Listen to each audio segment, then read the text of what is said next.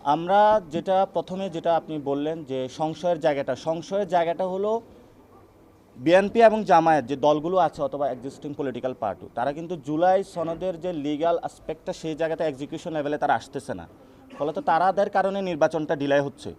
এটা কিন্তু অন্য কোনো কারণে নির্বাচনে এই দুইটি দলের কারণে নির্বাচনটা ডিলে হচ্ছে, বিলম্বিত হচ্ছে।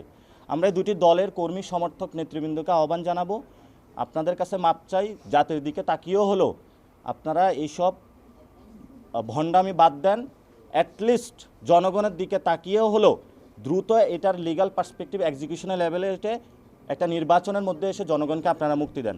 মানুষের দ্রব্যমূল্য থেকে শুরু করে জনজীবন বিপর্যস্ত, আমাদের জিওপলিটিক্যাল জায়গা থেকে ইন্টারন্যাশনাল ফোরামে আমাদের বাংলাদেশ বিভিন্ন এখন সংকটের জায়গা রয়েছে।